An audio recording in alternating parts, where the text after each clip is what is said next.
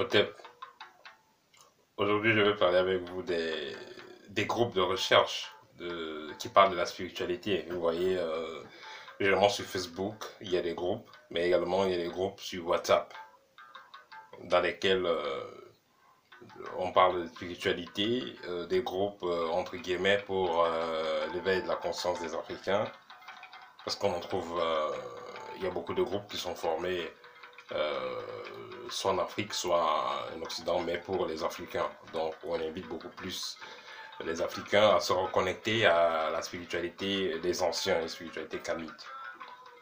Bon, mon point de vue sur ces groupes, si vous avez remarqué, j'ai été invité plusieurs fois de faire part des groupes, mais j'ai pas été intéressé par les groupes qui m'ont été proposés généralement, parce que déjà, si vous savez, l'initiation est quelque chose à prendre au sérieux. Et selon moi, soit on l'a fait, soit on ne l'a fait pas. Ça, c'est quand on va entrer à l'initiation.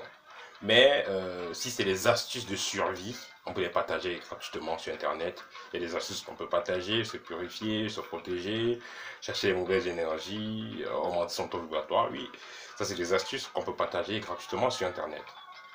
Là, il n'y a pas de problème, là, ça marche. Mais également, il y a des astuces, il y a des astuces qu'on ne peut pas partager comme ça sur Internet. Il y a des techniques qu'on ne peut pas partager comme ça sur Internet parce que ces techniques-là demandent de l'assistance, demandent assez de temps, voilà, pour pouvoir les maîtriser, demandent que vous soyez assisté. Voilà, donc c'est pourquoi cette technique ne peut pas se partager sur Internet. Et vous savez, la connaissance c'est comme un couteau, on peut l'utiliser pour faire le bien comme pour faire le mal. Et l'initiateur donc devra prendre le temps d'être sûr que le postulant ou alors l'apprenant est prêt à pouvoir maîtriser les clés qui pourront lui être, qui vont lui être données pendant son cursus, pendant sa formation. Euh, c'est pourquoi cela diffère.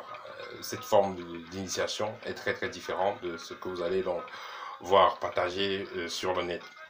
Bon, ce qui fait en sorte que je ne suis pas trop dans les groupes, c'est que bon, déjà, dans beaucoup de groupes dans lesquels j'ai été invité, ces groupes-là ne sont pas administrés par les initiés. Pour administrer un groupe, parlant de spiritualité, parlant de la reconnexion à la spiritualité négro-africaine, il faudra que vous-même qui êtes administrateur, que vous soyez initié. On ne demande pas que vous ayez le dernier grade d'initiation, mais quand même que vous ayez, que vous sachiez de quoi vous parlez. Parce que c'est très important. Vous ne pouvez pas, si vous n'avez pas suivi un certain cursus, si vous n'avez pas touché quelque chose du doigt, vous ne pouvez pas enseigner aux autres. Vous savez, on ne devient pas maître parce qu'on a lu les livres, on devient maître parce qu'on a expérimenté, parce on a vécu ce dont on parle. C'est ça qui donne la maîtrise. Donc la maîtrise dans la spiritualité, c'est un peu comme dans les arts martiaux. On ne devient pas maître d'arts martiaux parce qu'on a vu beaucoup de films ou parce qu'on a lu, on a vu, on a des livres qui parlaient des techniques. On devient maître d'arts martiaux parce que on a expérimenté, on a fait des entraînements durs, on a fait des compétitions, on a fait des combats. Parfois on a perdu, mais plus tard on a gagné parce qu'on a acquis la maîtrise. C'est ça qui fait de quelqu'un maître d'arts martiaux. Et c'est pareil avec dans la spiritualité. Donc ce qui nous fait réellement évoluer dans la spiritualité et acquérir la maîtrise, c'est la pratique. Voilà.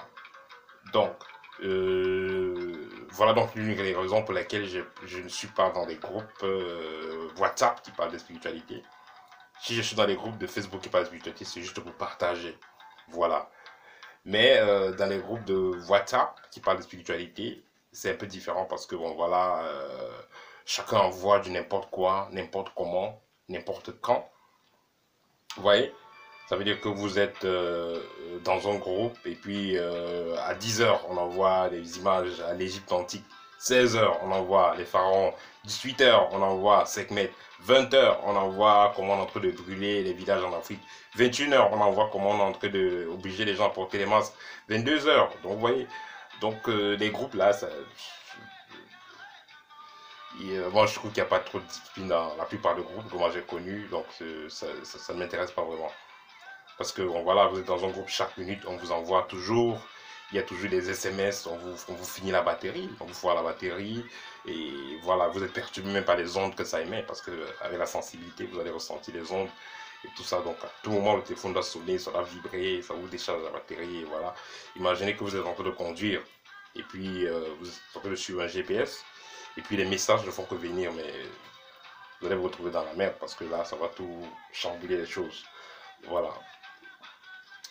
Aussi, dans les groupes, on partage généralement ce que les gens partagent n'importe quoi, comme je disais tantôt. Les gens partagent ce qu'ils n'ont pas expérimenté. Il n'y a pas de discipline parce que voilà, dans le groupe, n'importe qui parle à n'importe qui, n'importe comment. Voilà. Or, si le groupe avait été administré par exemple par un initié, il saura déjà que voilà, quand on est dans le groupe, il y a une règle, il y a des ordres pour envoyer les messages, il y a des ordres qu'on n'envoie pas, il y a des ordres de partage, il y a, voilà, il y a comment est-ce qu'on s'adresse à un autre postulant, un autre étudiant comme soi, comment on s'adresse à un enseignant. Voilà, donc le groupe doit être, les groupes de chercheurs, les groupes sur WhatsApp doivent être expérimentés, doivent être orientés. Hein. Ces groupes-là doivent être orientés. Il faut quand même que celui qui administre cela ait quand même une expérience. Voilà, parce que si je comprends très bien que le groupe, créer un groupe, cela va des bons sentiments. Quand on crée un groupe, c'est parce que vraiment on veut aider les autres. Mais avant de créer le groupe, il faudra prendre un peu de temps pour apprendre chez les anciens, savoir comment donc gérer les gens qui feront partie du groupe. Parce que si on ne le fait pas bien, voilà, ça va aller de tous bords. Et puis, bon, on s'insulte là-bas, on s'engueule là-bas, et puis le groupe est cassé. Voilà, parce que c'est ça qu'il y a comme problème dans la plupart des groupes, Camille, dans les groupes sur WhatsApp. Cela va de bons sentiments, bien sûr que voilà, on veut se reconnecter, on veut regrouper les autres à se reconnecter à notre tradition, mais de grâce que ceux qui vont créer ces groupes-là prennent le temps eux-mêmes de s'initier pour pouvoir mieux orienter les groupes, parce que quand vous vous engagez à créer un groupe, si vous-même vous n'avez pas l'expérience qu'il faut, le groupe va créer l'effet contraire. Au lieu d'unir, ça va plutôt diviser et ça va créer des problèmes. Il y aura des disputes et tout ça, et puis ça ne va plus passer. Or, si vous avez pris le temps de bien vous, voilà, de commencer déjà une voie initiatique, avant d'encadrer les autres pour les apprendre ce que vous connaissez, avec un suivi bien sûr, alors là, il y aura plus de succès, les gens vont mieux comprendre les choses. Parce que vous allez voir les gens, quelqu'un il va te dire, je suis dans un groupe depuis 2 3 ans, il est dans un groupe qui font tel type. Bon, voilà, Camille et tout ça, mais concrètement, il ne peut rien faire. Vous allez voir ce type de personne, dès qu'il aura un petit problème, il a mal dormi, il commence, au nom de Jésus, oh Jésus. Alors, vous vous dites, ah, il est Camille, non, mais comment il a le problème? C'est les Camille qu'il appelle donc ses ancêtres, qu'il appelle donc qui se connecte donc à ce dont il doit être connecté pour résoudre ses problèmes. Pourquoi est-ce qu'il vous fait, il fait qu'il ait un problème, il se reconnecte encore à un égrégore chrétien ou musulman? Donc c'est parce que il n'y a pas de base, il n'y a pas de base. Donc voilà. Donc ce que j'aimerais donc dire, c'est que c'est bien de faire des groupes pour parler de la spiritualité africaine, pour échanger avec les frères et sœurs, que les gens se reconnectent. Mais il faudrait que ceux qui administrent ces groupes soient eux-mêmes des initiés, ou alors qu'ils sur eux-mêmes voient initiative. Là, ça va les donner plus de jugeote, plus d'intelligence, pour pouvoir mieux administrer ces groupes-là. Parce que c'est la chose la plus importante. Créer, c'est bien, administrer, c'est mieux. Parce que si on administre mal, on va plutôt créer des discords, des guerres d'ego et tout ça, et puis ça va tout foutre en l'air. Donc voilà. Et également, pour finir, ce que j'aimerais dire, c'est que la meilleure voie, la meilleure chose à faire pour celui qui veut vraiment se développer spirituellement, ce n'est pas vraiment des groupes. C'est de suivre carrément une initiation, sur une voie initiatique, se faire initier et avoir un suivi. Parce que quand vous suivez une voie initiatique, normal, vous avez un suivi. C'est presque comme si vous étiez sur le terrain. Parce que vous savez, bon, de nos jours, on peut gérer des choses à distance, sur Skype, sur Zoom, bref, même sur WhatsApp en vidéo. Donc, la meilleure formation pour moi à l'heure actuelle, c'est de faire une formation à distance. Si on peut parler sur le terrain, c'est de faire une formation à distance avec suivi. Vous avez une formation avec suivi. C'est comme c'est ce que nous faisons dans notre école, par exemple, nous faisons des formations avec suivi. Et très bientôt, sur la demande des auditeurs, des internautes, nous allons bientôt officialiser l'école. Donc, c'est dans ce type de lancée que moi, j'aimerais encourager les chercheurs de vous rapprocher des centres, des écoles initiatiques qui forment de façon directe.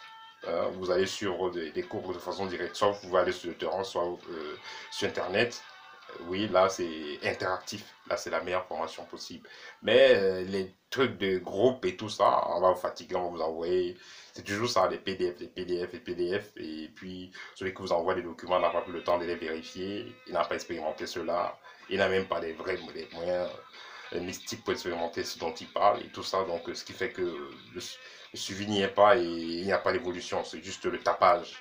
Or, quand vous suivez une voie initiatique, vous êtes confié à un instructeur, un enseignant, qui donc aura dans la tâche de vous faire comprendre un certain nombre de leçons, un certain nombre de théories plus sera chargé de vous faire pratiquer certaines expériences afin que vous puissiez donc vous élever spirituellement. Vous pouvez toucher du doigt certaines réalités dans le plan spirituel et mystique. Voilà, ça c'était le partage que je voulais faire avec vous en ce qui concerne les groupes de spiritualité kamite et autres spiritualités africaines que vous pouvez rencontrer dont on peut vous inviter de faire part sur WhatsApp ou bien sur quoi que ce soit. Donc voilà, ça c'était mon partage à faire avec vous pour aujourd'hui. À très bientôt. Portez-vous bien. Au terme.